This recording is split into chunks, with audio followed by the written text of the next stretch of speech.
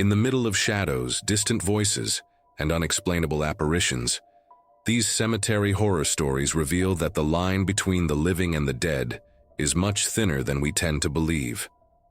Just like in the story you're about to hear, where a simple trip to a soda machine turns into a terrifying encounter. But before we jump into it, make sure you're subscribed so you don't miss any of our chilling stories. And tell me in the comments what city or country you're watching from. What I'm about to tell you is something my dad always refused to talk about. He's not the kind of guy who scares easily. He spent his whole life working the night shift as a maintenance technician, so he's seen it all. Empty hospitals, dark warehouses, factories with strange noises in the dead of night. But there's one thing he could never explain. And to this day, he still avoids mentioning it.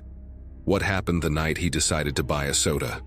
It was around 2 a.m. He had just gotten off work, exhausted, driving through the empty streets like he did every night. The car moved in silence, just the hum of the tires on the pavement and the occasional flicker of a streetlight. That's when it hit him. That specific kind of thirst, the kind that only a cold soda can satisfy. It wasn't something he usually craved, but it was strong, like his body was demanding it. He pulled into the first gas station he saw, got out, and headed straight for the vending machine. Empty. Every single bottle was gone. He tried 2 more convenience stores along the way, but nothing. Not a single machine working. That's when he remembered another vending machine near St. Michael's Cemetery, one of those old, eerie cemeteries in town, with wrought iron gates, weathered headstones, and those twisted skeletal trees that look more like gnarled sculptures than living plants. The machine was across the street, in a tiny park with a rusted bench and an overflowing trash can. A place no one visited at night because, let's be honest, who wants to hang around a cemetery after midnight? Still, he went. The thirst was stronger than common sense. He said he parked right in front of the park, headlights pointed at the machine. He got out slowly, looking around. Everything seemed normal. No one was on the street. Just that absolute late-night silence that makes even the sound of your own footsteps louder. A weak, cold wind blew, dragging dry leaves across the sidewalk. He reached into his pocket, grabbed some coins, and walked up to the machine. That's when he heard it. First, it was faint, laughter, muffled giggles like someone whispering a joke through a pipe. Then, distant music, distorted, like one of those old music boxes playing off-beat. He stopped and stared straight at the cemetery gate across the street. The sound was coming from there. It wasn't loud, but it felt wrong, like it didn't belong, like someone had left an old radio playing inside a tomb. He said that for a second, he thought it might be a homeless person having a party in there, or maybe some kids messing around. But the strange thing was, there was no movement, no flashlights, no shadows moving between the headstones. Just the sound, and it seemed closer than it should have been. Still, he pretended to ignore it. He pressed the buttons on the machine, picked his soda, and dropped in the coins. The bottle clunked as it fell, and he bent down to grab it. That's when the music stopped. The laughter too, everything went silent. Total. Like someone had flipped a switch and turned the world off. He stood there for a few seconds, bottle in hand. And that's when he felt it. That classic sensation everyone's experienced at least once. The feeling of being watched. He couldn't explain it, but it was like someone was standing right behind him. Not close enough to touch, but close enough to make his skin crawl. He turned slowly, expecting to see a drunk, a curious onlooker, anything. But the street was still empty. Nothing. Not a soul. But when he looked back at the cemetery, he saw something between the headstones. Someone tall, thin, too pale, standing between 2 graves, staring right at him. Not moving, not blinking, not a single twitch, just standing there, like they'd always been there. He froze. He tried to rationalize it. Someone in a costume, a trick of the light, some kind of optical illusion. But the way that thing was looking at him wasn't human. Its eyes were too dark, too hollow, like empty pits with no expression. His chest tightened. His instincts screamed at him to run, but his legs felt glued to the ground. The figure stayed motionless. It was only when he blinked that it vanished. Just gone. No sound, no footsteps, nothing. And then, like a snap, he realized the bottle was still in his hand, sweating. His car was right there. He took a step back, then another, and started walking fast, almost tripping over his own feet. But he had no idea it wasn't over yet. He nearly dove into the car. The keys slipped from his fingers on the first try, and it took what felt like a full minute before he finally got the key into the ignition. The engine hesitated. The street was still empty, but the feeling of being watched grew even stronger. Like that presence, even if invisible, had crossed the street with him. The moment the car finally started, he glanced in the rearview mirror. He didn't want to, but he did. And there it was again. The figure. This time, not between the headstones, but standing right at the cemetery gate. Tall, rigid, arms hanging limp at its sides, like it was waiting for something. Or someone. He floored the gas pedal. The car lurched forward, the roar of the engine drowning out everything else. He didn't check his mirrors, didn't slow down, just took the next turn like a madman, no signal, no brakes. He just wanted to put as much distance between himself and that place as possible. But even as the car moved, the feeling didn't fade. He thought he saw shapes on the sidewalks, shadows near the streetlights, silhouettes darting behind walls. Like the entire street had been swallowed by something wrong. He made it home shaking, but tried to keep it together. He didn't want to wake anyone. He went upstairs into his room and closed the door carefully. Leaning against the wall, he stood there for a while, the bottle still in his hand. The label was soaked with sweat. He tried to find a logical explanation. He needed one to sleep. Maybe it was just someone in the cemetery, a drunk, a junkie, some reckless fool. Maybe his tired mind had twisted everything into something scarier than it really was. But there was one thing that didn't add up. He took a sip of the soda, and the moment the liquid touched his lips, he smelled it. Not the soda, but wet earth, rotting flowers, burned candle wax. That was the last straw. He spat it out, threw the bottle in the trash, and locked the kitchen door. The next morning, he decided to drive by the park again. In the daylight, everything looked normal. The vending machine was there, stocked with fresh bottles. No signs of vandalism, no trash, no evidence anyone had been there. But he noticed something he hadn't seen the night before. A small piece of paper taped to the side of the machine, handwritten in shaky letters. "Avoid using at night, malfunctioning." He took a photo and left. He never drove down that street at night again, changed his route home. To this day, he avoids talking about it. But every now and then, when we're in the living room at night and someone opens a soda, he gets this distant look in his eyes, like for a second, he's back there, in that park, hearing laughter coming from inside the cemetery. Once, I asked him why he didn't report it, or why he never went back to check it out, and he said something I'll never forget. Because it's easier to believe it was someone alive in there. The alternative, I don't even want to think about it. What a nightmare. What did you think of the story? What rating from 0 to 10 would you give it? Drop your thoughts in the comments. That night in the cemetery showed how even something as ordinary as grabbing a soda can turn into a full-blown nightmare. But sometimes, horror comes from an innocence we can't explain, like in the next story where a child claims to have seen other kids in a place where no one should have been. They say I get a little strange when I'm quiet for too long, but that's been true for as long as I can remember, maybe since that day at the cemetery. I was just a kid back then, 5 years old. We'd gone to visit my grandma's grave in this remote place by the sea, an old cemetery with weathered stone headstones and crooked iron fences covered in moss. The wind came in hard off the ocean, carrying that salty smell and a mist that made everything feel blurred, like the world around us had forgotten to exist for a few minutes. The drive there had already been weird. My parents were tense, barely talking, and my older brother Jake spent the whole time complaining about how he'd rather be playing. The second we got there, he took off running toward the playground across the dirt road.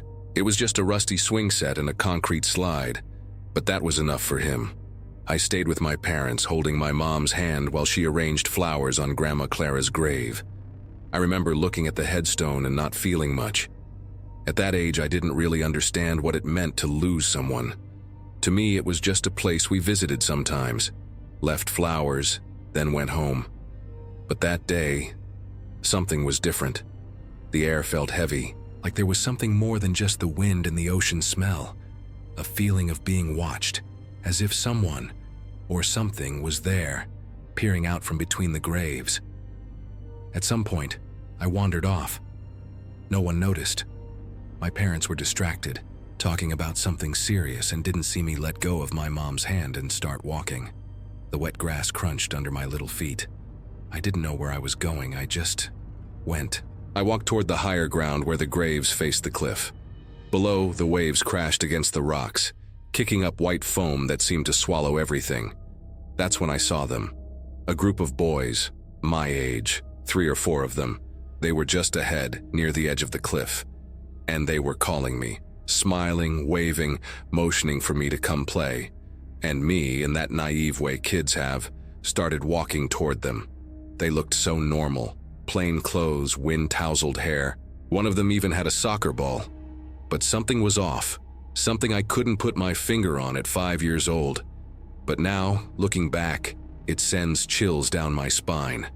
They made no sound, no voices, no laughter, just gestures. And their eyes were too dark, empty, like there was nothing behind them. I stood there staring, my ears buzzed, like when you go through a tunnel and the pressure shifts. A slight dizziness, as if everything around me had started to spin slowly. I couldn't look away. It was like something was stirring inside my head, scrambling my thoughts, pushing me forward. It wasn't until my dad called out from behind me that I snapped out of it. He ran over, grabbed my arm, and asked what I was doing. I just pointed, my voice flat, empty. The boys were calling me to play. My dad looked where I was pointing. No one was there, just the cliff and the ocean below. His face went pale. He pulled me back hard and took me straight to my mom. They started whispering to each other, glancing at me now and then. They asked if I'd seen anything, if someone had talked to me. And I, still innocent, kept saying the boys were there, smiling at me, wanting me to go play with them. In the car on the way home, I passed out, slept the whole ride. And when I woke up the next day, I remembered nothing, not a thing. My mom asked about the boys, and I just stared at her, confused. I said I didn't know what she was talking about. She pressed, but I got upset. I cried, said I didn't want to talk about it, and just like that, it was gone, erased from my mind, like it had never happened. Years later, talking to my parents, the story came back. They told me everything. How I'd stood there staring at the cliff. How I'd talked about boys no one else could see. How I'd seemed like I was in a trance. Even hearing it all, it still felt like a lie. Like something they'd repeated so much it became a memory. But there was one thing that made me start to believe. One thing I never told them. A few years ago, I went back. Alone. An adult now. I was passing through the area for work and decided to take a detour. The cemetery was still there. Overgrown, neglected, but standing. The grass tall, the headstones covered in grime, and the sound of the waves. Exactly like I remembered. I went to the same spot near the cliff and just stood there, trying to make sense of it. And that's when I noticed something strange. On the way back, I stopped at a local cafe. I asked the cashier if she knew any stories about the cemetery, any old legends. She gave me a serious look and said that, years ago, 3 kids had fallen from that cliff while playing. Their bodies were never found. The tide took them. But everyone in town remembered. I froze. The number matched. The ages, too. And that's when the memory came back. Not as a clear flash, but as a shiver down my spine. A knot in my stomach. I'd seen those boys. I'd seen them calling me. And now, looking back, I'm almost certain they weren't just playing. Maybe they were trapped there in that place because of what happened. Maybe they were still looking for someone to play with, someone to join them, someone to fall. And I almost did. I just wonder, if my dad hadn't called out when he did, what would have happened? Creepy, right? Whatever that kid saw on that cliff still has no explanation. And the most disturbing part is thinking that the dead might call out to the living. But strange encounters don't happen only in cemeteries, as you're about to see in this next story. During a nighttime walk that seemed normal, but revealed presences that were anything but human. She always believed the dead deserved respect, even the forgotten ones, maybe especially them. That's why every time we walked past the cemetery, she'd whisper a quiet, "Good night." Sometimes she'd even say the name on a particularly striking headstone, like she was greeting an old acquaintance. I never paid it much mind, but I'll admit, I was always curious about the way she studied the graves, like she was listening for something in return. We had this routine, walking the dogs after dinner. It was the only time the streets were empty, quiet, and the two of them could run free without the noise of cars or crowds. The cemetery sat halfway between our house and the park. It wasn't one of those old, creepy ones with stone angels and crooked crosses.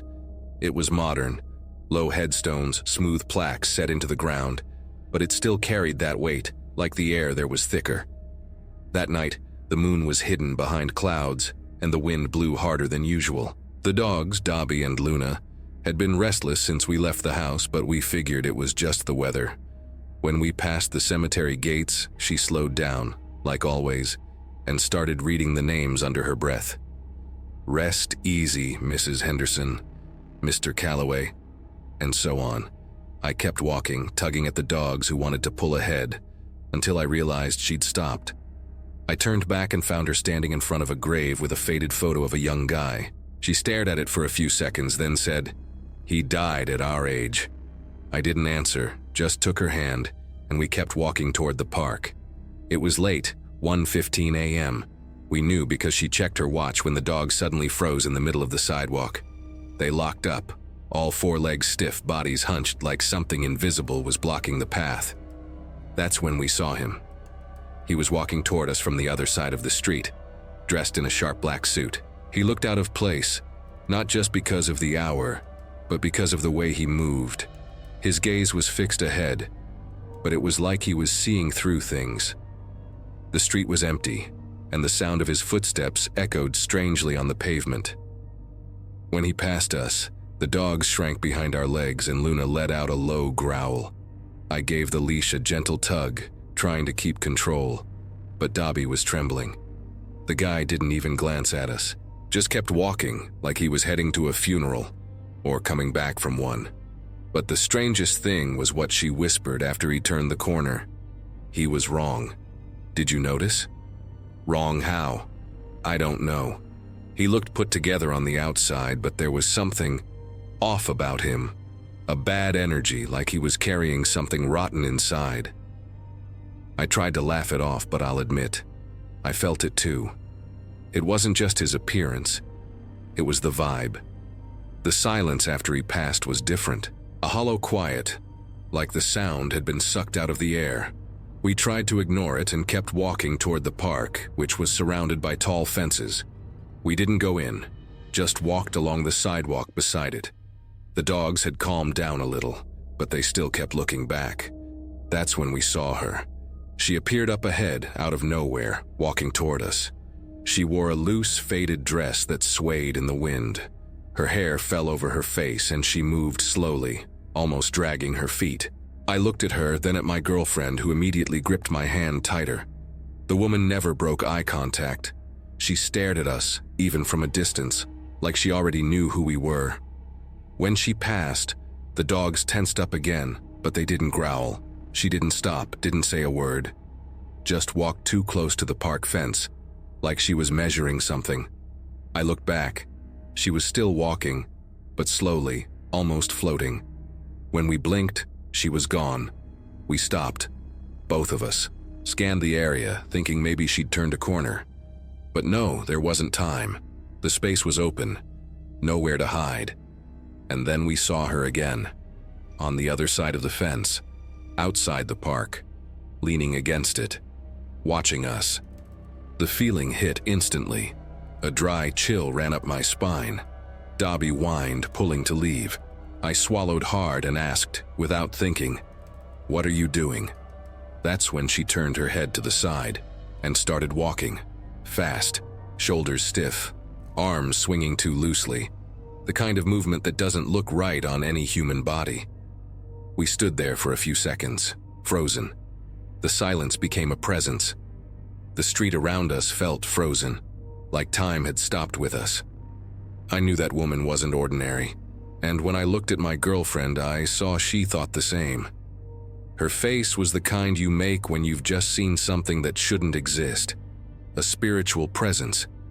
A kind of energy you can't explain, can't forget, and most of all, don't want to meet again. We didn't say a word, just turned our backs at the same time and started walking away. No one said, "Let's go." It didn't need to be said. Neither of us wanted to stay. The dogs pulled hard on their leashes, like they wanted to escape too. And even though we didn't hear footsteps behind us, the feeling of being watched clung to our backs like a cold shadow.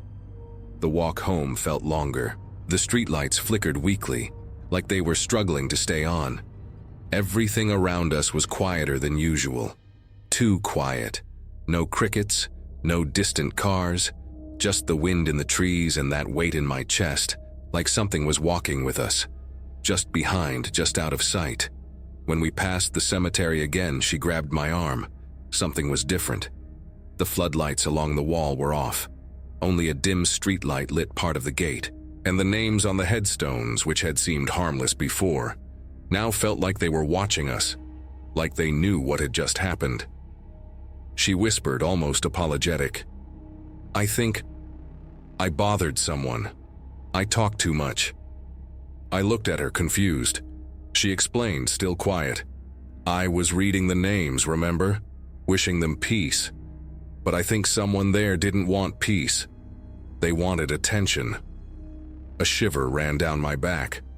A strange energy hung in the air, like something had woken up when she spoke to the graves. And now, it didn't want to go back to sleep. Luna froze again, locked her legs and stared straight at the cemetery entrance. Dobby let out a low growl. We looked too.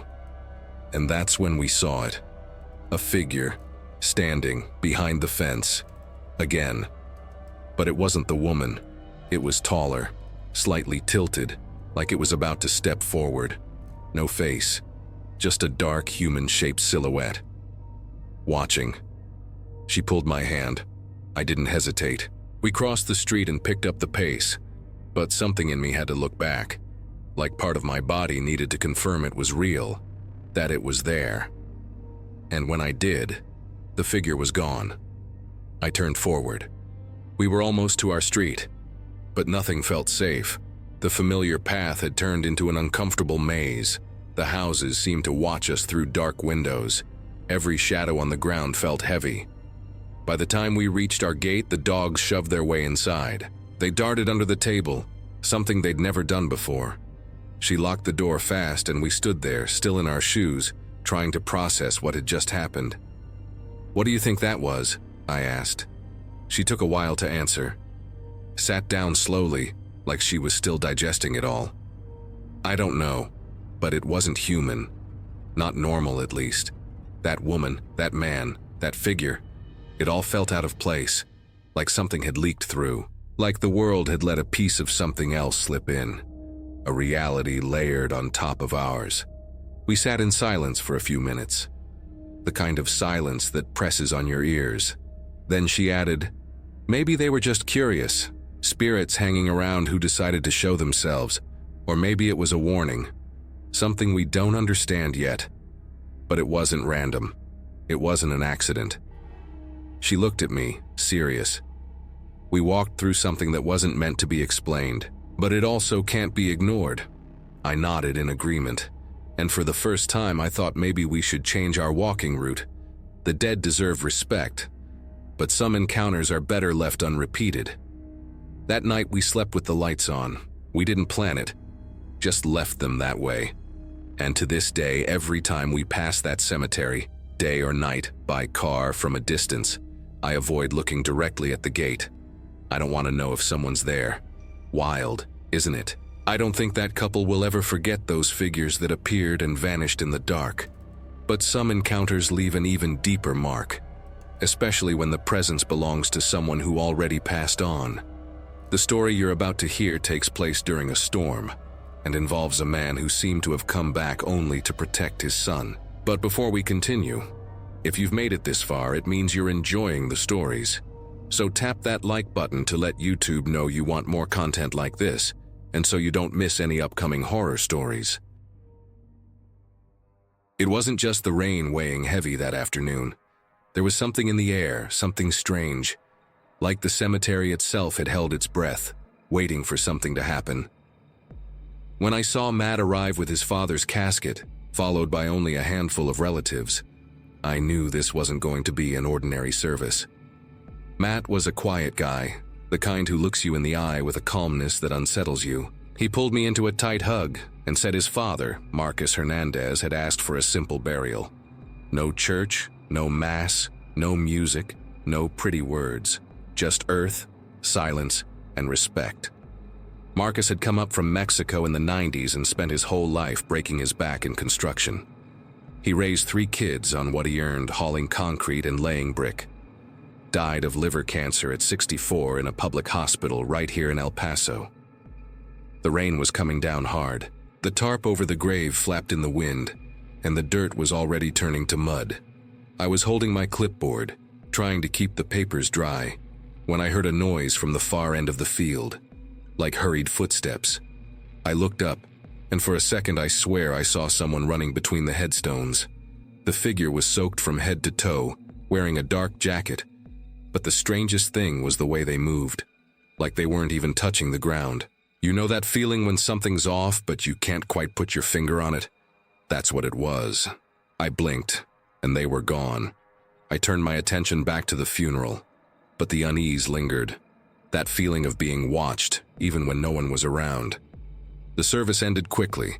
The casket was lowered. Matt tossed the first shovelful of dirt and muttered a prayer that sounded more like an apology. He stayed there a while after everyone else left, silent, head bowed. I gave him his space and only approached when he waved me over, saying I could close the grave. By late afternoon, the storm had worsened. Howling wind, thunder cracking, the kind of weather that sends birds into hiding and silences the dogs. I headed to the visitation room, a small beige building with frosted windows where we sometimes leave flowers, candles, and mementos for the departed. I was there to file some paperwork and lock the back door. As I stepped inside, I heard a bang. The front door had slammed shut. I rushed into the lobby, thinking someone was taking shelter from the rain, but there was no one. Not a soul. I shut the door hard, locked it, and checked every window. All secure. I tried to brush it off, tell myself it was just the wind. But then, something caught my eye in the window's reflection. A silhouette, standing outside. When I turned to look directly, there was nothing there. But that heavy, suffocating presence, it didn't fade. I went to the security office and pulled up the camera footage. Nothing, no movement, no figure, no entry.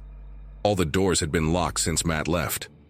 Still, that feeling clung to me like a scent I couldn't place but knew was there. The next morning, I arrived early to review the documents and finalize the burial paperwork. That was all, just paperwork.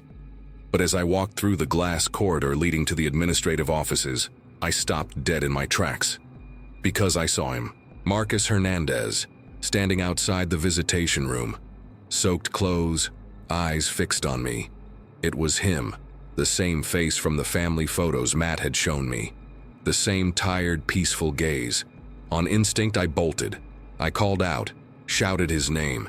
I threw open the emergency exit and ran outside into the light drizzle that was still falling. No one was there, no footprints, no sign anyone had been there at all.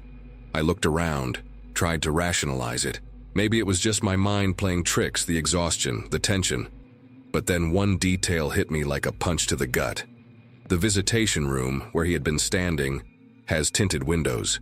From inside, you can see the reflection of the outside, but from outside, you can't see in. Yet he had been looking right at me, like he knew I'd walk by, like he'd been waiting. I went back to the office in silence. I checked the camera footage again. Nothing. Zero movement. All sensors untripped. The door locks hadn't been touched, but I had seen him, not out of the corner of my eye, not as a passing shadow. I had seen him standing there, solid, staring at me like a father watching over the person taking care of his son. At the end of my shift, I sat in my car for a long while, trying to make sense of it. Had it just been my imagination? Had Matt's grief messed with my head somehow? Or had Marcus really come back? That night, I didn't sleep. I kept thinking about all the stories I'd heard from older folks, about spirits that linger, about presences that only reveal themselves to those with open minds. I'd never been a spiritual guy, but I'd never been blind to certain signs either. The next day, I arrived before sunrise. I went straight to the visitation room, opened the door slowly, and nothing. Everything was the same. Everything was normal. But before I left, I turned toward the window. I looked at the reflection and said very quietly, "Morning, Marcus, your son's doing okay. You can rest easy." And that's how it became a routine. Every evening before turning off the lights, I'd pass by, glance at the window, and say goodbye. At first it felt crazy, but over time, it became respect, a kind of acknowledgement, like that place had gained a new guardian, silent, invisible, but present. A few months later, Matt returned to the cemetery to leave flowers at his father's grave. We talked for a bit. He thanked me for everything and told me that since the burial, he'd felt his father closer. Like even without a body, he was still watching over the family. I never told him what I'd seen. But in that moment, looking at the peace on Matt's face, I knew Marcus had really come back. Not as a ghost, but as a strong, loving presence, one that not even death could sever. Since then, whenever I hear an odd noise in the rain or catch a shadow moving between the headstones, I don't run anymore. I just say, "Good night, Marcus." Pretty scary, right? What did you think of that one? What rating from 0 to 10 would you give it? Share your thoughts in the comments. It rained all day at Agatha's funeral. That fine, icy drizzle. The kind that clings to you, as if the sky itself was mourning alongside her family. I was there like always. I've seen more funerals in that cemetery than I can count, but the children's, those hit different. The children's section is tucked near the weeping willows, their branches draping down like veils over the tiny graves. A quiet corner, set apart, with a different kind of energy. Sad, but not heavy. You can almost feel a tenderness lingering in the air, as if each little grave holds a happy memory. I've worked there for over 20 years. I handle maintenance, attend the services, talk to the families. But when it comes to the children, I make sure to take care of things myself. I pay attention to the details, flowers that match what the child loved, the little toys families bring, the placement of the headstone. I can't explain it, but those tiny souls deserve something gentler. Agatha Bennett was only 8. Leukemia. I fought to keep it together at the funeral. Her little brother, Johnny, must have been about 5. He showed up clutching a toy car, one of those bright red ones with silver details. He placed it right in the center of the freshly sealed grave. The car sank slightly into the damp earth, and he just stood there, staring at it like he expected her to pop up and start playing. You could feel the mother's pain in the way she held back her tears, biting her lip and resting her hand on the boy's shoulder. That night, even exhausted, I went back to the children's section to make sure everything was as it should be. The flowers were neatly arranged, the car in place, the temporary headstone bearing her name in gold letters. I stood there for a while, just looking, and then I heard it. A laugh. A child's laugh. Not distant or muffled. Clear, short. The kind that slips out when someone's playing and finds something silly. I looked around. Nothing. No children, no adults. Just the graves and the soft rustling of leaves in the wind. I got that strange feeling of being watched, but not in a threatening way. More like someone was waiting for me to notice them. I realized I was holding my breath and let it out slowly before deciding to leave. Must have been my mind playing tricks. The whole thing with Agatha had gotten to me. The next morning I arrived early to finish up. As I passed her grave, I stopped cold. The car, it wasn't there anymore. I looked around and spotted it. About 6 feet away, between 2 other children's graves, the same red toy car. No footprints around it, no sign anyone had walked there, and the ground was still damp from yesterday's rain. I picked up the toy carefully. It looked normal. No new scratches, nothing out of place. I set it back where Johnny had left it and stood in silence for a few minutes trying to make sense of it. That day, still unsettled, I mentioned it to one of the older groundskeepers. He just chuckled and said, "You work here long enough, you start seeing things." Heard a laugh? Happens, these little angels don't leave so easy. I nodded, but his words stuck with me. And then things got even stranger. The following week, I found myself drawn to the children's section every late afternoon, as if something was pulling me there. I started noticing footprints, small ones. A child's. Always on dry days. Like someone had been walking barefoot through the soft dirt, weaving between the graves, then vanishing without a trace. One time, I followed the prints, my heart pounding. They led me to the grave of a little girl named Emily, buried in 2013. There, on her headstone, was a fresh bouquet of daisies, really fresh. No sign of wilting. Her family hadn't visited in months. I knew because I keep the visitor logs. I checked the security camera footage from nearby. All it showed was me arriving and leaving. No movement, no children, nothing. But every time I came back, something was different. A toy moved. A design made with pebbles. A sunflower planted beside a grave that had only dry weeds before. And every now and then that soft laugh again. Like someone was finding joy in a place that, to anyone else, would only be sadness. I started bringing toys. A toy car, a doll, even an old yo-yo I found at home. And I noticed that by the next day they'd be arranged differently, as if someone had played with them overnight.